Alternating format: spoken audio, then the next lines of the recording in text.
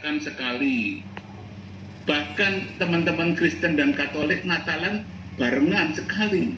Kalau yang Islam banyak ya lumrah lah, mereka jumlahnya banyak sekali. Dan tapi Gus Dur tidak mau, tetap pengen ada Cap Gome di Surabaya. Dan sekitar jam 8 pagi saya ditelepon oleh Mbak Ratih Harjono. Waktu itu masih sekretaris presiden. Beliau menelpon dan memarahi saya, Mas Budi, kok sampean serakah benar gitu loh. Mau mengadakan perayaan yang lain sekali kok 2 kali. Saya jelaskan dan saya bilang kalau nggak percaya ya silakan ngomong sama mbahmu gitu loh. Saya kan sering guyonan sama Gus Dur. Dan ternyata Gus Dur tetap ngotot. Tetap mau 2 kali. Itu luar biasa. Dan ketika kami berdua melaporkan ada hambatan, langsung dilakukan upaya untuk mencabut. Beliau panggil Pak Yusril Issa Mahendra, panggil Pak Ali Rahman waktu itu sebagai sekretaris negara, Pak Marsilam Simanjuntak, almarhum Pak Bondan Gunawan, dan almarhum Pak Johan Effendi yang waktu itu belum menjabat untuk menyiapkan Kepres tahun 2000. Dan ketika mau ditandatangani, kami bertiga diundang. Ada Pak Chandra sebagai Ketua Umum, saya Sekretaris Umum, Pak Bingki sebagai Ketua Jawa Timur, bersama dengan tokoh-tokoh lintas agama.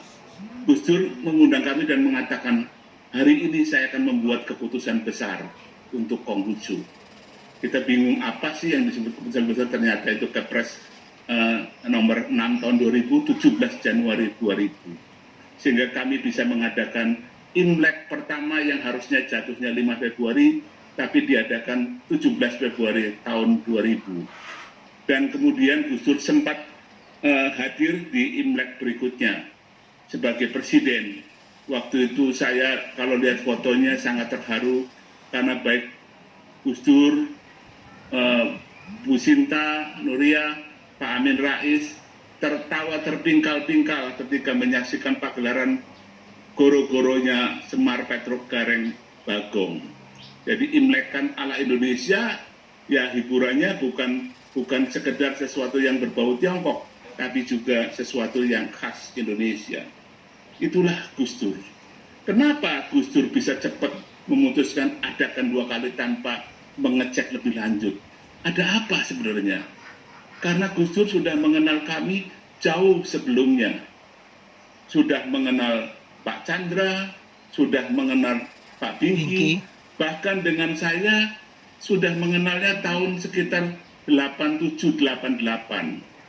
Waktu itu kebetulan saya memimpin proyek Ensiklopedia Nasional Indonesia, satu-satunya ensiklopedia nasional yang dibuat bangsa Indonesia sendiri sampai sekarang.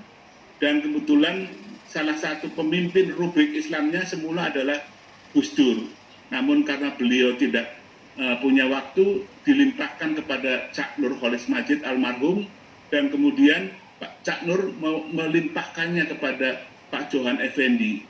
Dan ini rasanya ada sesuatu karya Tuhan tidak langsung. Karena ketiga tokoh ini kemudian adalah tokoh-tokoh yang mendukung pulihnya hak-hak sipil umat Konghucu maupun masyarakat Tionghoa. Ketika beliau itu bersama dengan Pak Jimli Asidiki, Bu Sinta Nuria, Pak Amin Rais, Pak Yusril Issa Mahendra, Pak Nazaruddin Umar, Kang Said Akil Sirot, Mas Din Samsudin, Buya Safei menjadi anggota kehormatan Matakin karena kami menghargai jasa-jasanya. Dan itulah tokoh-tokoh yang luar biasa. Dan bukan itu saja, Gus Dur mengenal kami dan membela kami sudah lama. Kita pernah membuat sebuah yayasan yang diberi nama oleh Gus Dur, Yayasan Nur Kebajikan. Nur itu istilah Islam, cahaya ilahi, kebajikan istilah khas Konghucu. Dan khusus yayasan ini beliau mengatakan, saya mau mengangkat Pak Bondan Gunawan sebagai ketua yayasan. Kalau saya sudah menugaskan Pak Bondan, artinya urusannya serius. Dan itulah yayasan yang kemudian membela agar hak-hak sipil umat Konghucu, dan ini bukan hanya lip service, bukan hanya di atas meterai, tapi Gus Dur benar-benar membela ketika pasangan pernikahan Budi Wijaya dan Lani Gwito di Surabaya menghadapi gugatan catatan sipil. Beliau membela sebagai Ketua Umum PBNU waktu itu, duduk nongkrongi pengadilan. Luar biasa. Dan ketika di KPU yang dipimpin oleh Pak Rudini pada waktu itu, tidak ada wakil dari Konghucu, kami diminta untuk berdemo oleh Gus Dur. Sudah kamu demo? Dia bilang ke saya, sudah kamu demo. Saya kan takut-takut juga. Gampang, nanti saya di belakangnya katanya. Dan benar, beliau di belakang. Dan kemudian konferensi persnya pun di kantor PBNU. Beliau mengatakan, bagi saya Matakin adalah mataku. Kita tahu mata Gus Dur tidak bisa melihat, dan mata adalah sesuatu yang sangat berharga. Dan beliau mengatakan Matakin adalah mataku. Itu luar biasa.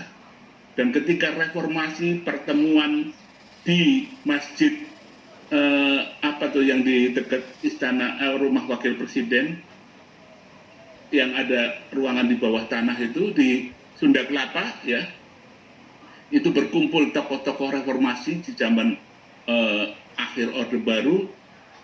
Semua tokoh masuk ke bawah, ke ruangan bawah. Saya ikut masuk dan ditanya oleh penjaga, dari mana? Saya bilang, Matakin. Langsung diberi masuk, langsung dikasih masuk. Mungkin dengarnya Mutakin atau apa, saya tidak tahu. Tapi benar-benar saya menjadi saksi di situ betapa Gus Dur itu sangat luar biasa.